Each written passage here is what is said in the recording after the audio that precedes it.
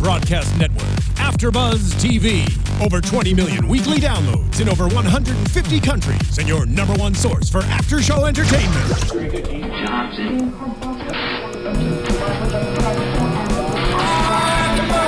AfterBuzz TV, the destination for TV superfans, producing after-shows for over 300 of your favorite TV shows, interviewing celebrities and showrunners, and bringing you behind-the-scenes exclusives. All thanks to E! Entertainment's Maria Menounos, producer Kevin Undergaro, and internet leader Akamai. Now, let the buzz begin! Hey guys, welcome to Season 1, Episode 1 of the Astronaut's Wives Club. We are so excited to be here. I'm your host, April Wissenhant. Tonight I'm joined by two very lovely people. Hey guys, I'm Sterling Cates, and you can find me on Twitter at Sterling Cates. I'm Khalil Abubu. You can find me on Twitter at Abubu Tweets. Abubu. Abubu. Very dramatic music in the background. It fits for astronauts. You can find us all at AfterBuzz TV. Also, be sure to check us out on podcast1.com. We have a survey going. It'll take 3 minutes of your time. We would love you to take it. It just lets us know exactly what you think about the show. Give us comments, critique us, say good things. It really helps us to make the show exactly what you as viewers want it to be. Tweet us throughout the show. We have all of our Twitters going with what you thought. What were y'all's kind of first impressions? I like it. At first, it was a little overwhelming just learning all of the 7 different couples' names and everything and all the different storylines. But it all kind of came together throughout the episode. I was very entertained throughout it. All of the women seemed very interesting, and I can't wait to get to know them more. Me too. I love it, especially since it was a period piece, and so we got to travel back in time, and they had the clothes and the items, everything from the 60s. That was really cool. I thought so too. I'm especially excited because Mad Men just ended, so I'm excited to have another period piece and another go back in time. I'm like, yes. I am so excited about the casting of this show. So I am a huge Dexter fan, and to see Desmond Harrington on here, he's the one who plays Alan Shepard, and Yvonne Strahovski, she's the one who plays Reen. Rhymes with Peachy Keen, right? Rhymes with Peachy Keen. Right. They just have so many of my favorite actors. We have the guy from Sex and the City, so I was really excited.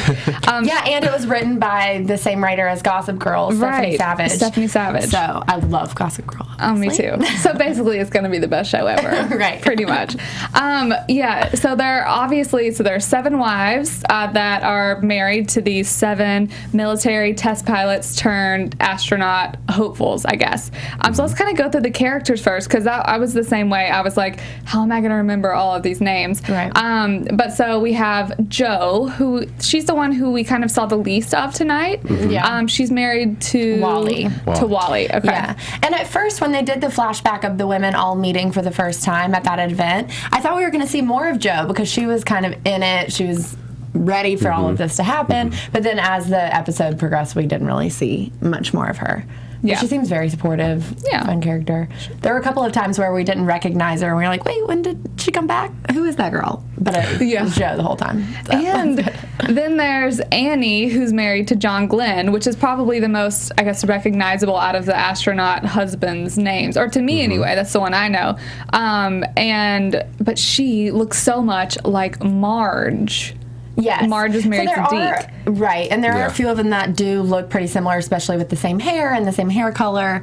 But Annie, she's the one that has it is. She's the one that has the stutter, right, and doesn't speak much yet. So that's something that I definitely didn't know. I love history, and especially like period stuff like this. I love JFK, which who doesn't? But I didn't know that was. I guess I didn't research it enough, but I didn't know that was like a thing in the show, that she had a stutter, because she can't seem to speak at all, I guess. I thought John just had her on lock, where she just wasn't allowed to speak unless John said it was okay. Yeah. Well, it wasn't until that pool scene when she's swimming and the reporter comes up to her, and she obviously just can't get any words out. Right. I don't know. I just feel that was a really awkward scene for her when it was a reporter from the Star, right? And I didn't think he was asking her anything, though, that would have been like bad for her to answer, but I guess I think she just has a speech impediment. Right? no, yeah, for sure.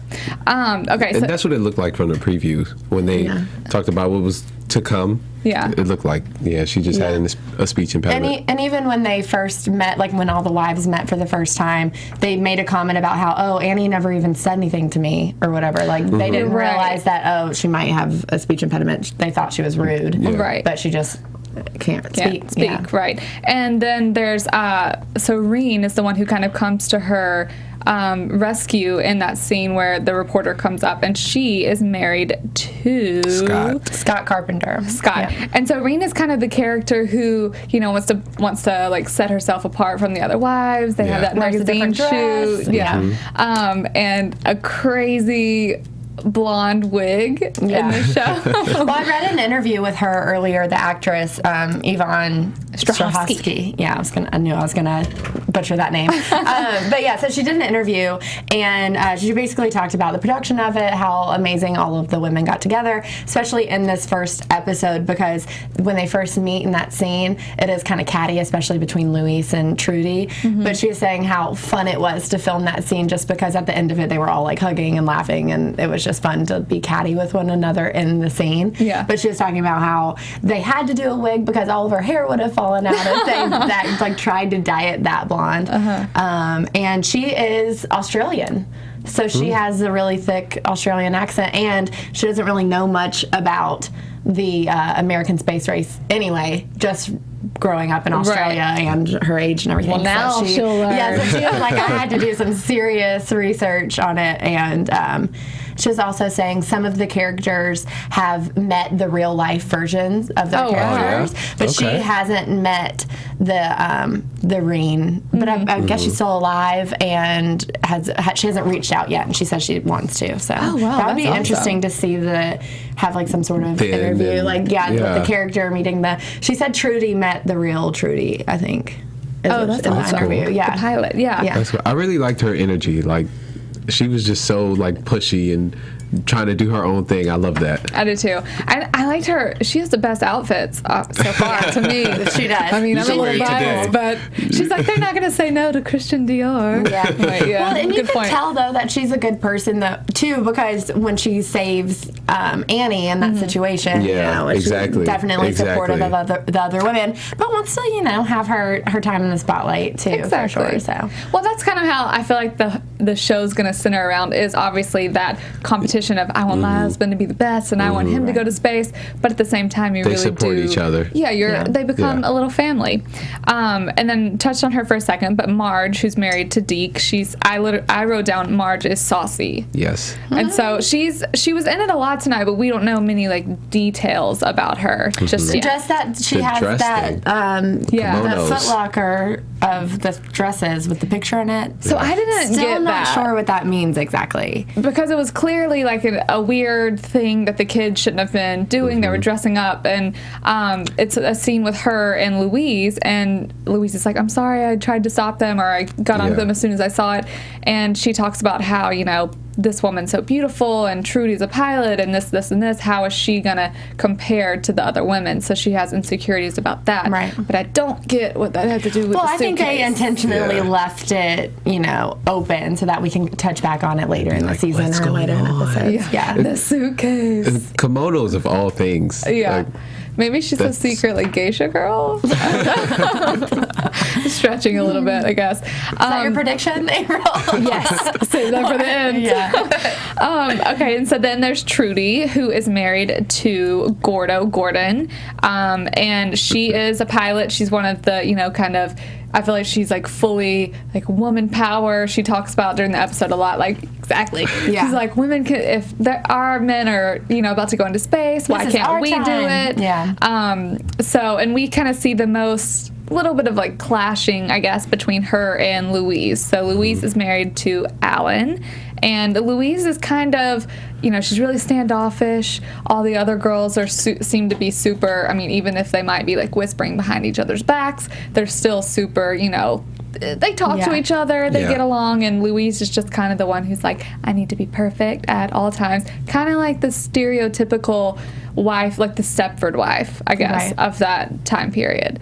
And she kind of does play up to that in a few parts of tonight's episode. Wasn't it, so in that scene where they're at the event where the wives all meet for the first time, was it Trudy that kind of was swatting her husband away, that was like, I'm only here for the appearances type thing? So it's interesting that Trudy and Louise are the ones that butt heads the most, because their situations are the most similar, and they, as characters, are the most similar, just as far as, you know, they're only really there for their husbands' careers and ultimately their careers and that sort of thing. And they want their husband to be the first, and they, you know, and they've been cheated on by their husbands or whatever it is. So they're very similar, but they're butting heads because of that competition factor. Yeah. It may, honestly, so the scene where Trudy and Gordon are dancing and he like puts his like hand low and she's like, no, and he tries to kiss her. I don't know why. The first thing that popped into my mind was, oh, I bet this is all a ruse and he's secretly gay. That's the first thing that popped. I have no idea why that's what I thought. Well, then we learned that it's not that. Yeah. Well, hey, you never know. Well, maybe that's who he cheated. Well, you know, and even like when he calls her throughout the episode, he's not really partaking in any of the, you know, girls flaunting themselves around. Right. And he's on the phone with her, and he could just be trying to make it right, which I would hope. Well, you see him apologizing and how he says, I missed this and blah, blah, blah. But we'll see, I guess. I don't think that's a crazy prediction. Well, but then later in the episode, I think it's Marge who says, he was caught pruning the neighbor's, I don't know what she said actually. Something about pruning some form of bush, I think. I don't know. But yeah, so, okay, that's all the characters, right? Or all of the women. We talked about Joe, right? Yes. Okay, yeah. Joe, who we need to see more of for sure. So basically, the whole premise of the show is that they're obviously supporting their husbands, but it's for their career as well. And I kind of see it as almost like a Hillary, Bill Clinton type of thing. Like they always said, you know, Bill's the president, but he is who he is because of Hillary. Right. And these women seem to be doing the same exact thing. And, you know, obviously they go through a lot of junk, but we have a reporter whose name is Max Kaplan, who is basically, he offers them, I forget how much money, like a lump sum of money, and they get cars and all this stuff for Life to be able to follow them and report kind of on everything. He, you know, we even see him later in the episode, he's with Louise at their home whenever they're watching the launch and everything. So I guess that he should be here the entire season. But I also wonder, like, how do you make that into, like, did Life do that many articles on these women? Maybe. I guess. It is kind of crazy, though, just that the whole point of this is just for the public opinion, public image of it all, and how they went from just being military wives, essentially. I mean, some of them had education, some of them don't, some of them are housewives, some, like Trudy, are, you know, have careers as other things. But it is interesting how they kind of just drop everything no matter what it is, and now they're kind of like celebrities getting new cars, and they're constantly followed by cameras. People want to know what they have to say. So I mean, it's just a total shift just because of the whole space race. Right. And Duncan, he's the guy that works at NASA that gives them, that's kind of facilitating it all. He's the one who says, he's like, we don't only want to win this race in space, but he's like, we have to win it socially too. I forget how he worded it, but basically, you know, because the Russians sent up Sputnik before we did, and obviously, you know, that was, I mean, we all learned about that in school, how huge that was. And I mean, the whole like space race started because of stuff after World War II, and then everyone needed to be superior, and the more superior you were, it was like made them feel more secure about our national security. Like, if you did this first, then your country has a better army and whatever, when really space has nothing to do with the army. But, you know, what can you do? But, okay, so one of the events that we see the women going to for the first time where they're kind of interacting is the test launch. So I think at this point the United States has tried to do a lot, or we've had a lot of failed, like, test missions. But it seemed like this is one of the ones that they thought, oh, this is really going to pan out, and then they're all at the beach, and someone even says like, "That's gonna be one of our husbands next time," and then the next thing they up. know, it's blown up. Right. I can't imagine. I think it's very real because they were there and they were watching it. It's different if you see something on TV. It's like, oh, it's in a box. But if I'm here and I'm watching it live happen, and oh, my husband's going to do that, and it blows up in your face. I can't imagine the feeling that, I mean, obviously this is something that happened in real life, or that women have gone through before. Men have gone through before as well, of course. But I can't imagine thinking like, oh, this is going to be something so successful, and then it makes it like 20 feet into the air and blows up. Well, and in this show particularly, it was interesting to see all of the different women's reactions to that happening. Obviously, Louise was affected by it, but she pretended not to be, saying, oh, that's what test runs are for, is because they're going to learn from their mistakes. But then she later goes up to the beach and is obviously emotional about it. Yeah. But it's, was it Betty who was the most, who kind of reacted the most, and she had to leave? Gus's wife. And she was like, are you kidding me? How could you want him to, how could you still want him to do this after that? Yeah. So that just like further shows the different relationships there are, like who's actually in love with their husband and who doesn't really care if they get blown up. Yeah. Louise walks up to the front of the beach and she's like, basically, he'll be fine. Yeah. It's like, oh, there are chunks of rocket flying into the ocean, but you know, he'll be okay. He'll be fine. Yeah. Well, I mean, she's partially probably reacting that way because we see there's a party scene, and obviously, you know, these women, their lives are completely changing, but so are the men's, of course. And so some of the guys are at some party somewhere, and all of the ladies show up, and Louise sees Alan in the boat. He had clearly, or he was still with a woman at that point. Right. And she just says like, oh, hi, I'm going to go unpack. I mean, obviously she looked, you know, completely startled and everything. And then back in the room with him, I guess later that night, she says, you know, everyone told me not to marry you, but I love you. Just don't humiliate me. And not in private, but especially not in person. Right. I loved that she actually said something Me too. to him about it. But going back to why the women were there is because of Trudy was on the phone with Gordon, and she hears in the background, so she's like, I don't know if she knew it was Alan, but I think it was, how I responded to it was that she knew it was Alan, so this is a good way she can hurt Luis and his relationship. And so by getting all the women to go there and surprise the husbands, like they don't know what's happening, to catch them in the act.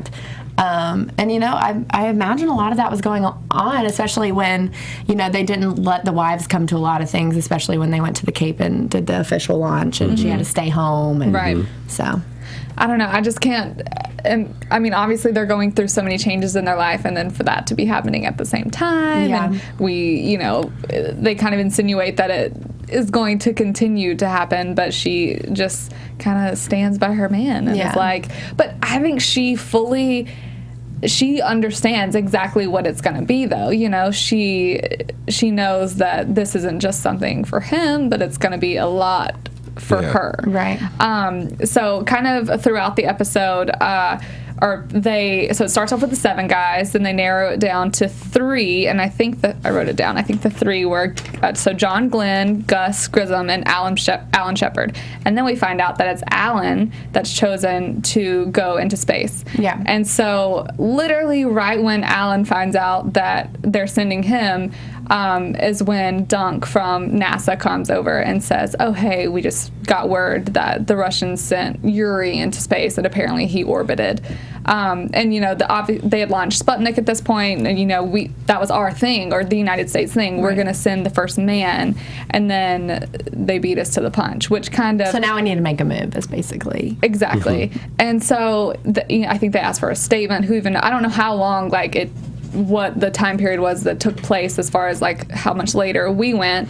It said like 3 weeks, didn't it? It was like 3 weeks ago the Russians did this, and now we're doing it. So I think it was shortly after. That's insane to me that they beat us by that much. always by a minute.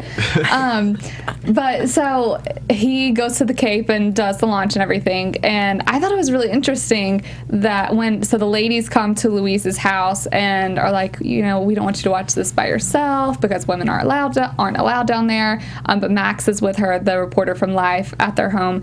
And Louise kind of turns them away. There's a part of me that understands what she's going through because clearly, she's watched the worst things happen and has no idea what's about to happen to her husband. Yeah. But it's also break down a little bit and let them in. I thought it was a good point, though, when she went later in the episode when she goes to Trudy, and I guess we'll talk about that interaction later. Yeah. But that really showed me when she said, Trudy, I can't change who I am. So I really just think that's how she is. She's just more closed off. She's not, the most welcoming person, right. And she hides a lot of the stuff that's happening. And when people are that way, and you just can't change it, no matter what's happening. But she does break down later when she realizes, that she does need some support. Yeah, for sure. And I think she realized that when she grabbed the reporter's hand, because of all people, that shouldn't be the person you're getting comfort from. Right. But, and then she even has to go speak to the press after. And when she does.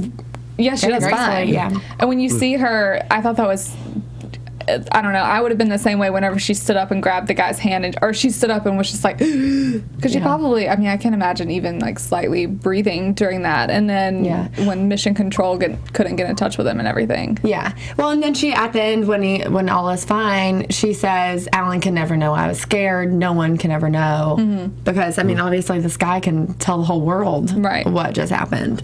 But she doesn't want to show her weaknesses. Yes, she's a toughie, that's for sure. So we find out that Alan thankfully makes it back safely. They're at an event with JFK and Jackie O, and I loved that they used actual video of JFK and Jackie O. And that's when Louise is called the first lady of space, and of course she's loving that. Yeah. Who wouldn't, right? I would too. I kind of want to be the first lady of space. Too late. I know.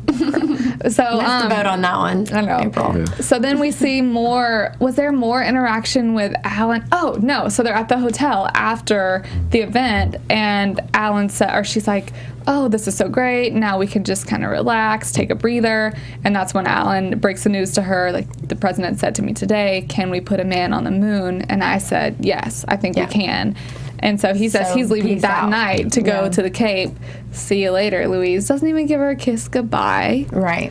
And I think she knows exactly what's happening. What's going on. Yeah, because they cut right to the party right after that. I thought he was telling the truth at first. I did too. And then when they went to the party, I was like, that's not the case. Well, now he is feeling himself a little bit. He's like, I was the first American in space. Woo, look at me. Yeah. And now he can get literally any girl he wants. So, I think he's the type of person, he's done it before, he'll do it again, type of thing. And so Gordo is at this party, too, and that's when he's kind of staying outside of the room, and that's when Alan's like, hey, come on, man, let's do this. And they are all they're like, we're all going to go to the moon. And so Trudy was calling him in the background, though, and so, I don't know, so that's the part that kind of makes me think it's not what I thought, and that he is just trying to be Mr. Cool. I don't know, though. I guess we'll see. But we're only one episode in. We need more details. I know. Yeah. I need every I need more background now on the characters. So we see Louise go to Trudy's house. This is kind of, I guess, the night of the party, maybe? Or no, the same night of the party. And she goes over, and that's when, like you said, we see her kind of break down and say, this is me, I can't change, but, we're in this together, pretty much. And they finally start to bond. Exactly. Yeah. And that's what I want to see between all of them, is bonding. And then all the ladies come over, they have a lovely little twist party. Twist. Busting out those lovely moves. Yeah. Rewinding just a little bit, when... One scene that I really liked was when they were having that cookout, and it was basically just a photo op, when Reen came with the cake that matched her outfit, obviously. I feel like she's my spirit animal. That's who I would be on this show. And not just because she's blonde, but because she's awesome. I don't know. Who would you be? I don't know. I was kind of with Reen. I was kind of there. Yeah, she's my favorite so far. I do like Trudy too, because she's girl power. Yeah. Anyways, but the part that I liked the most about that scene is when it's Betty that's cooking at the grill, and the reporter is saying, what's his name again? No. Max Kaplan. He's saying, you know, wow, this is so impressive that you're doing this without your husband here, like, blah, blah. And she's like, hold on, we are military wives. Like, our husbands are never here. Like, and the last thing I want him to do when he gets here is to do these things that he shouldn't have to worry about, like mow the lawn and, like, cook. And so this isn't like a completely... would think of that. This isn't like a completely different lifestyle for them. They're used to their husbands not being around. They're used to raising the family by themselves and cooking and cleaning and mowing the lawn and all this stuff. So I think that's important to point out, though, because, you know, it's not, now they're doing it in the spotlight, but they've been doing it all along, and they are very capable of taking care of themselves and their families. I definitely like the kind of the girl power that this show gives, because obviously it shows, you know, the men are doing this crazy, insane thing, going into space, really, really huge for our country, obviously. But it does show, like, you know, we can do it too. Yeah, and I love the speech that Trudy also or the later speech that she gives to Louise whenever she's like, you don't have to, you know, you don't have to stand for this. This is, you know... To be a modern wife or a modern woman, you need to, like, stick up for yourself. Exactly. Yeah. And so I like the ideals that they're kind of, you know, pushing through. Like, obviously, men can do this, but we can do this too. And we're strong and, you know, can stand up for ourselves, which the show is the Astronaut Wives Club. Yeah. So, of course, they're going to be that way. No, but I really liked that scene. And I can't believe I forgot it, of course. So at this party, that's when Betty finds out that Gus is going to be the second man in space. And everyone seems, you know, legitimately excited for it, probably because they're all planning on going to the moon anyway. Yeah. But, yeah, that was basically it for the episode, right? Yeah, pretty much. Kind of. But yeah, I mean, she's obviously very excited about being the second lady of space. And I really like this show because not only does it put the focus on the astronauts themselves, but their families and their kids. And the kids are very much a part of it as well. Like when Betty gets the call, the kids are very aware of, you know, why is he calling so late? Like, is he okay? Like, so it's going to be very interesting throughout the season to see how it affects the kids as well as the wives. Yeah. And it's a 10-episode season, so not that long, but, you know, I want to make, it's like, I already want, like I said, all of the details now, because I'm like, wait, why is the suitcase there? Tell me about the suitcase. There's something about those kimonos. No, but I really liked the show, and I'm happy that ABC is doing kind of a more period piece like this. Right. And like I said, I love this cast. Right. So I'm excited for everything to come. Do you want to talk about predictions? Oh, gosh. Okay. It's kind of hard to predict when we have only one episode to go off of, because we don't know, like, how the characters would act in certain situations. I feel like we don't really know them that well yet. But we'll let you start, Khalil. With that said. I see... I don't know. It's weird because you know, it like really did happen. So I feel like part of we kind of man will land on the moon. I think a man will land on the moon. He'll have an American flag with him when he does it. Oh, really? You don't say. He's gonna stick it in the ground. Some say that didn't happen. I'm sure something did. I definitely see Louise and Al's relationship becoming a public thing. Like the issues within their relationship, I definitely see that becoming a public thing. Not sure how, not sure if they're just gonna like let it all hang out or they're gonna like try to cover it up, but that's what really got me interested. Yeah. I think I'm most interested to learn more about Annie, obviously, because we literally heard so little from her. Right. But I feel like there's a good story to be told and to be watched. I think so too. From her. I am predicting death. Yeah. We saw that. Yeah. I mean, I obviously have no idea who it would be right now, but I think it's going to be something that will obviously completely devastate. I think it's going to be Gus. Well, that was my intuition, Gus. But then I was like, why am I thinking Gus? But I guess we see Betty. We see Betty crying in the preview. So all right, so Gus. You're out. But I think the same thing that you do, though, about Louise and Alan. I think it's almost like the beginning of that, like, tabloid stage. I mean, obviously that comes way later, like 30 years later, but it's the beginning of people kind of digging deeper into, and it's, you know, kind of the Jackie O, JFK phase, like people digging deeper into, oh, these are these people, but who are these people really? Yeah. To be continued. Okay, well, thank y'all for watching, and I had so much fun. I'm excited for next week. I can't wait till next week so we can talk more about it and get some more background. I know, me too. Where can everyone find y'all on Twitter or social media? Okay, you can find me on Twitter at Khalil. I'm sorry, Twitter. Twitter is a boo boo tweets. I'm thinking Instagram. Instagram is Khalil Boo Boo. That too. Boo Boo. I love that. A Boo Boo. Can I just call you that? You can find me on Twitter and Instagram at Sterling Cates, and on a couple other AfterBuzz shows here for Mistresses and also Orange is the New Black. Love that show. And y'all can find me on Twitter at April Wissenhant. You can find all of us on Twitter at AfterBuzz TV. Don't forget to take the survey at podcast1.com, and we will see y'all next week. From executive producers Maria Menounos, Kevin Undergaro, Phil Svitek, and the entire AfterBuzz TV staff, we would like to thank you for listening to the AfterBuzz TV network. To watch or listen to other after shows and post comments or questions, be sure to visit AfterBuzzTV.com. I'm Sir Richard Wentworth, and this has been a presentation of AfterBuzz TV. Buzz you later. The views expressed herein are those of the hosts only and do not necessarily reflect the views of AfterBuzz TV or its owners or principals.